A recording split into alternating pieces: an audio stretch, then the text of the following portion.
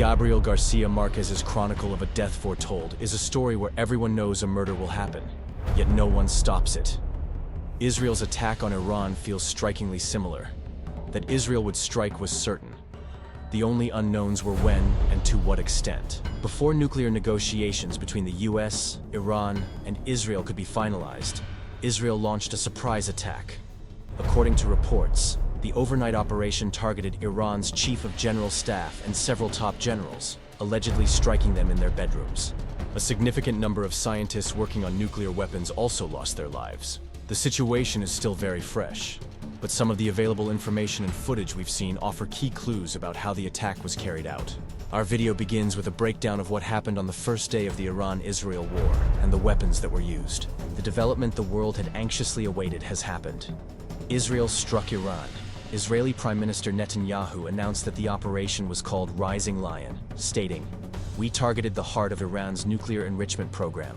We struck Iran's main enrichment facility in Natanz." During the attack, over 20 high-ranking officials were killed, including Iran's Chief of General Staff Mohammad Bagheri and the commander of the Revolutionary Guards, Hossein Salami. The name Rising Lion given to the midnight operation is a reference to a passage from the Bible. Its approximate translation is, "The people rise like a lioness. They do not rest until they have devoured their prey and drunk the blood of their victims."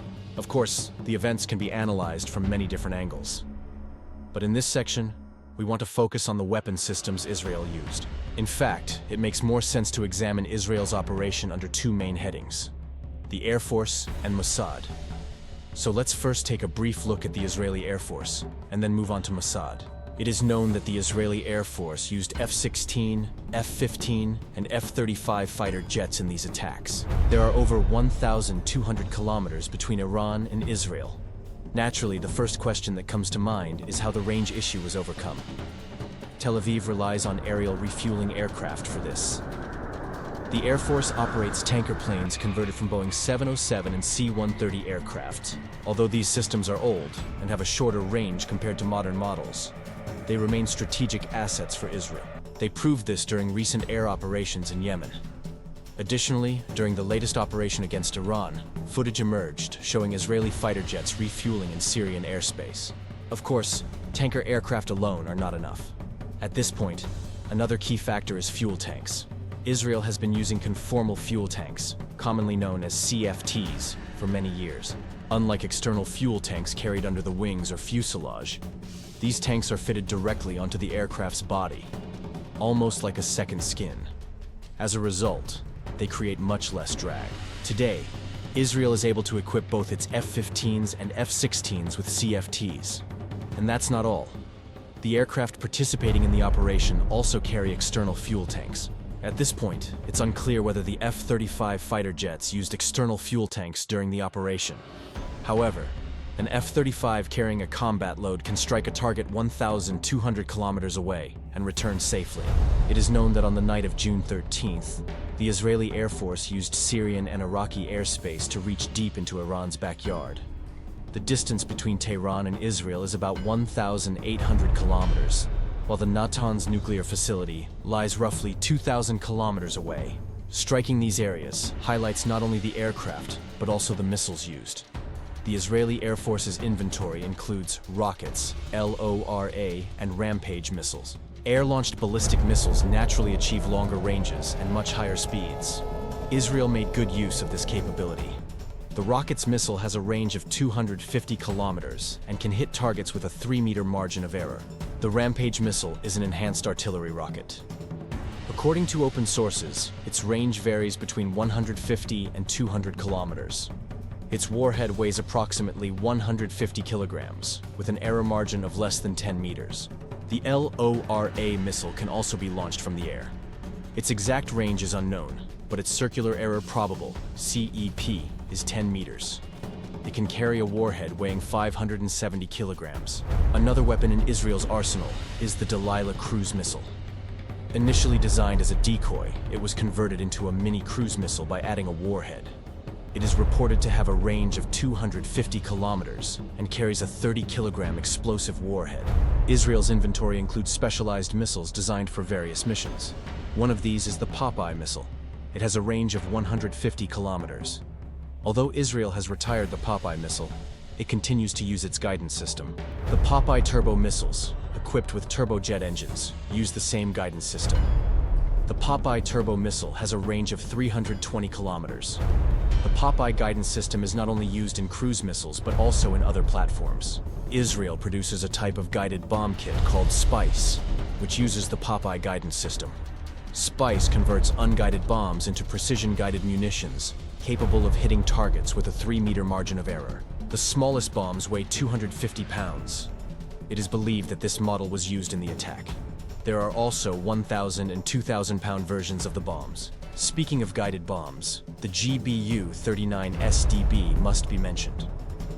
It is one of the bombs seen in videos released by the Israeli Air Force.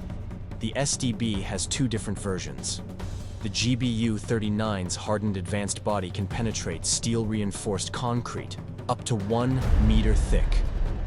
This allows it to target aircraft protected in hangars. The explosive in the bomb's warhead causes extremely destructive effects. In the footage showing the killing of Iran's chief of general staff and the commander of the Revolutionary Guards at their homes, one of the most striking details is the precise targeting of apartments and even rooms. The shots were so accurate that while the floors above or below remained intact, the house of the targeted individual became unusable. Israel's arsenal also includes other highly capable missiles like the SDB, Spice, and GBU-59.